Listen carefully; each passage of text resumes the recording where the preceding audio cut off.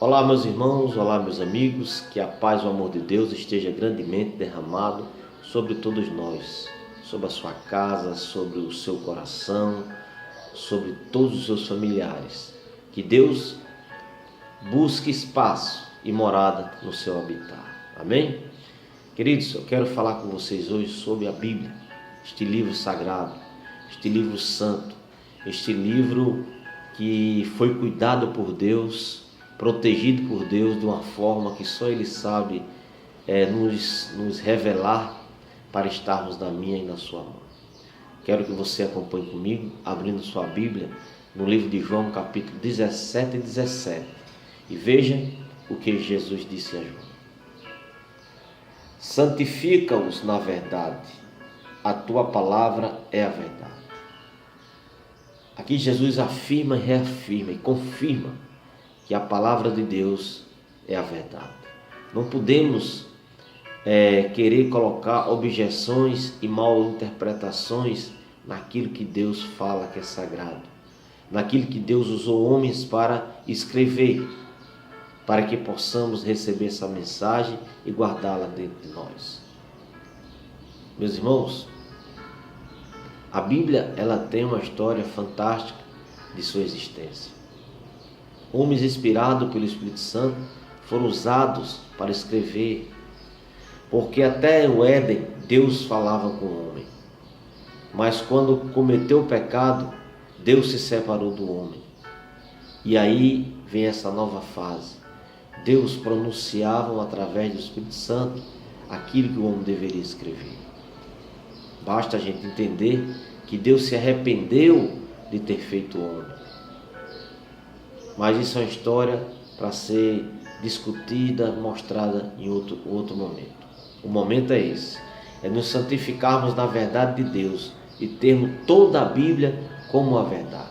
Não podemos esquecer o velho mandamento e falar do novo. E nem podemos falar só do novo e esquecendo o velho mandamento. E nem podemos falar do Velho Testamento sem fazer colocações do Novo Testamento. Porque o Novo Testamento, ele revela passagens do Antigo Testamento e eles se completam. Você não pode entender um filme chegando na metade do filme. Para você entender o final daquele filme, como é que foi, como tudo terminou, você tem que ter assistido o início do filme. Então, para nós entendermos que a palavra de Deus é verdade, precisamos estar em sintonia do Novo e o Antigo Testamento em comunhão. Aí sim, nós temos a certeza do que é a Bíblia Sagrada. Mas eu lhe pergunto, a Bíblia Sagrada, ela foi um livro, ela é um livro normal, como qualquer outro livro que qualquer escritor escreve a sua história? Ela esconde fatos ou ela revela fatos que desagradou a Deus? Lógico que ela revela os fatos feitos e ocorridos por homens heróis da fé, mas que Deus deixou como exemplo e pediu para que fosse escrito. Dentre tantas as coisas, os malefícios que trazemos à nossa saúde, como a bebida, a droga, tudo é ressaltado aqui. A prostituição, o adultério, a traição, tudo são fatos registrados aqui, que se esse livro não fosse tão correto, Deus não pedia para que o Espírito Santo inspirasse aos homens. E foi inspirado para que servisse de testemunho que é um desagrado a Deus. O que é certo, o que é correto, o que é natural, o que é divino, procede de Deus. Mas tudo que vem de mal procede das astúcias, das armadilhas que o inimigo nos coloca. Eu chamo você para ler agora a segunda carta de Pedro, segunda epístola de Pedro, que diz assim, 2 Pedro, capítulo 1, versículo 20 e 21, que diz: sabendo primeiramente isto, que nenhuma profecia da Escritura provém de particular elucidação, porque nunca jamais qualquer profecia foi dada por vontade humana. Entretanto, homens santos falaram da parte de Deus, movido pelo Santo Espírito. Queridos, nada do que está escrito, nada do que foi profetizado foi de ordem da humanidade, de desejo do homem, e sim do Espírito Santo, que habitou naqueles homens santos chamados por Deus e por Jesus Cristo, para que pudesse falar tudo quanto Deus deseja para que eu e você pratiquemos e façamos, para que possamos ser honrados no dia da vida do seu filho. Mas muitos distorcem, muitos constroem doutrinas próprias, porque alegra muitos. É mais fácil você se alegrar com a mentira do que aceitar a verdade que vai lhe ferir. Essa é a verdade que temos que ter. E muitas são as pessoas que vivem do engano, da malícia, da busca insensata por dinheiro, todos os dias, e que não busca nem um minuto. Muitos, milhares, não lembram nem de agradecer a Deus pelo dom da vida, por ter amanhecido o dia, ter recebido essa luz do sol que alimenta o nosso corpo. O ar que nós respiramos, que nos dá vida, é o nosso oxigênio. Muitos não estão nem aí para esse agradecimento a Deus. Por quê? Porque a busca insensata pelo dinheiro domina sua forma de uma maneira que esquecem até de Deus. Mas nessa conjuntura, nessa integração de mensagens, descobrimos uma grande luz em nosso caminho, em nossa comunhão para com Deus e para com sua palavra. Em Salmo 119, versículo 105, e encontramos no Salmo 119, versículo 105 o seguinte: lâmpada para os meus pés é a tua palavra e luz para os meus caminhos. Que mensagem maravilhosa! Aqui está sendo mostrado que a palavra de Deus, quando eu me jogo a ela, quando eu começo a ter esta comunhão, ela é lâmpada para os meus pés. Ela vai me ajudar a não tropeçar, não andar nas trevas, buscar o caminho que eu vou pisar, o caminho reto, sem obstáculos, sem abismos. Porque no momento em que caminhamos em trevas, não sabemos onde estamos pisando. Mas no momento que eu me encontro com esta luz, com esta lâmpada que está na minha mente, na minha consciência, no meu aprendizado, nasce dentro de mim a luz maior, que é Jesus Cristo, e que não vai me deixar caminhar a passos que eu possa ser levado à perdição. Nessa comunhão, nessa interação da palavra de Deus, eu me fortaleço para que eu não possa cair nas ciladas, nas armadilhas que o Satanás coloca para mim, para você, todos os dias. Assim como o leão sai à caça para pegar sua presa, para se alimentar, ele também todos os dias busca pegar alguém para tirar dos caminhos da verdade e da retidão, do caminho que nos leva ao encontro com Deus e com Jesus Cristo. Precisamos entender que a Bíblia não é um livro de brincadeira, é um livro que transforma pessoas, é um livro que transformou pessoas que jamais a sociedade poderia vê-lo transformado, porque a sociedade, ela não ajuda para que as coisas possam acontecer. Ela ajuda para que as coisas deixem de acontecer em conformidade aos desejos de Deus. E é isso aí que o inimigo proporciona na sua mente. Quando alguém vai levar a palavra a você, ele usa outro para retirar, para dizer que isso é bobagem, para levar para uma festa, para levar para um entusiasmo aí de prostituição qualquer. E você deixou mais uma vez de ter encontro com Deus. Agora, irmãos, eu gostaria de dizer a você, no fim de tudo isso, nós vamos ter que ter um encontro com Cristo, você seguindo ou não seguindo a palavra, você seguindo ou não seguindo os ensinamentos de Deus e de Jesus Cristo.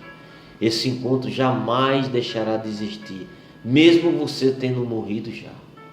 A palavra diz que muitos serão ressuscitados, uns para a glória e outros serão ressuscitados para a segunda morte. É a palavra que diz, não sou eu. Esta palavra que é a verdade, que é a vida, que é lâmpada para os seus pés e luz para o teu caminho. Ela que afirma tudo isso.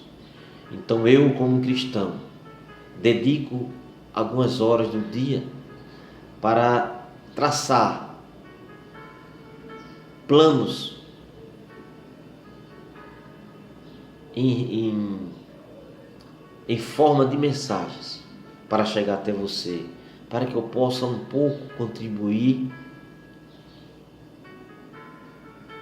com você, para você, sobre a importância de estarmos ligados à palavra de Deus. Jesus usou 12 apóstolos para levar a mensagem a todas as nações, e isto foi se multiplicando. Então chegou a minha vez, eu estou sendo usado para falar para Deus, para falar sobre Jesus, para falar para você que, assim como eu, vive no pecado e precisa vencer o pecado, porque o pecado é obra de Satanás. O pecado ele foi estabelecido ainda no paraíso, onde Adão e Eva, por curiosidade, por querer pensar maior do que Deus, e no tempo fora permitido de Deus, desobedeceram, e aí deram a chave das portas da terra para Satanás governar, através das suas colocações mentirosas, das suas armadilhas, que caímos por achar que são boas obras, quando na verdade estamos aborrecendo ao Criador e ao Salvador eterno. A Bíblia é um livro composto, é uma biblioteca de 66 livros. Existem 39 que falam sobre o Velho Testamento e 29 no Novo Testamento. A Bíblia existe 1189 capítulos e 31.102 versículos. É muita coisa, é muito ensinamento. Mas eu e você, se tirarmos 3 capítulos por dia para ler, logo estaremos com toda a leitura da Bíblia concluída. E aí você se aproxima da verdade, você se aproxima de uma comunhão de Deus e Jesus Cristo. E aí você começa a entender que muitas coisas que nos foram apresentadas foram obras de homem, não obra de Deus. Foram obras de homens corruptos de entendimento, pobres por natureza, orgulhosos, gananciosos, que pisavam na verdade de Deus em busca de ações financeiras, tirando o que é seu, o seu suor, que Deus disse: tirais o teu sustento do teu suor, e passando para estes homens que não transforma a sua contribuição, que é lícita, do dízimo e da oferta, para que outras obras possam crescer no ministério de Deus e de Jesus. E você vê muitos deles se gloriando, comprando aviões, mansões, terra, gado, formando um patrimônio com dinheiro do seu suor, do meu suor. O dinheiro na Bíblia e o reino de Deus são as mensagens mais pronunciadas por Jesus Cristo. Buscai primeiramente o reino dos céus, e as outras coisas serão acrescentadas. O dinheiro está ligado à porção, à busca insensata do dinheiro, está mais ligado à maldição e à preocupação do que realmente a bênção. O dinheiro pode ser uma bênção, mas ela também pode ser maldição. Muitos nada têm, quando têm esquecem de Deus. E aí é onde o rico não entra no céu, que Deus quer falar, Jesus quer falar. Porque ele sai do foco, do centro, que era Jesus Cristo, para o foco, o centro ser agora o seu financeiro, o seu material. Começa a cessar o tempo dado a Deus para se dedicar ao cuidado das suas finanças e à administração dos seus bens e seus valores.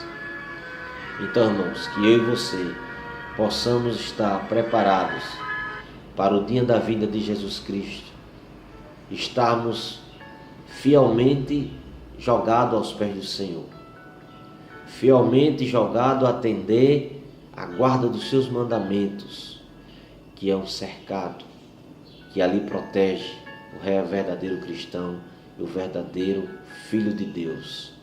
Aqueles que caminham na obra do mundo não pode ser filho de Deus, tornam-se inimigo de Deus. Romanos 8,14 diz: aqueles que vivem no Espírito é filho de Deus, ou seja, em espírito e na verdade.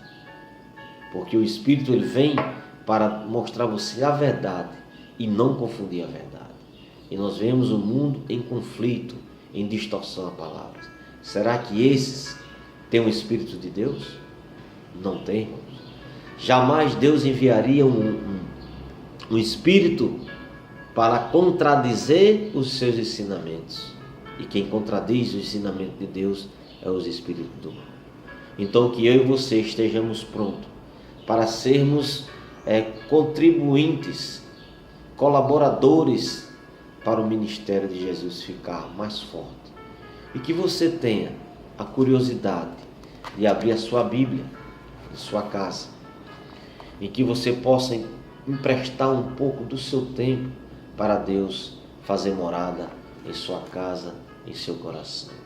Abra seu coração para Deus e entenda por que Ele ainda não detonou todo este universo, todo este mundo, mas que vai chegar o dia e que nem eu, nem você, nem Jesus, nem os anjos sabe qual é o dia, a hora, o mês e o ano que tudo isso vai ser consumado.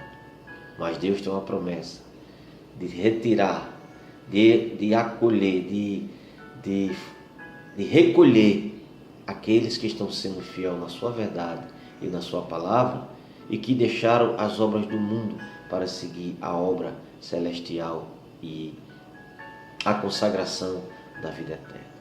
A coroa da vida será dada justamente para os escolhidos de Deus.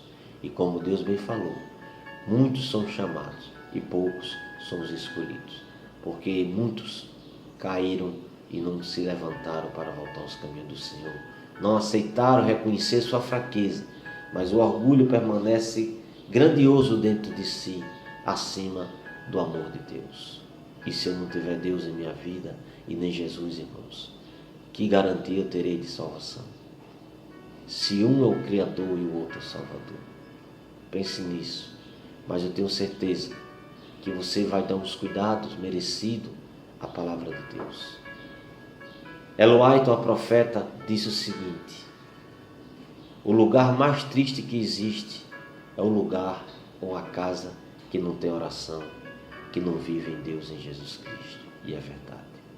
Que possamos trazer Deus e Jesus Cristo para dentro de nossa casa e que possamos ter uma vida cada vez mais em comunhão com o nosso Salvador. Um abraço e que Deus nos abençoe grandemente, em nome do seu Filho Jesus. Amém.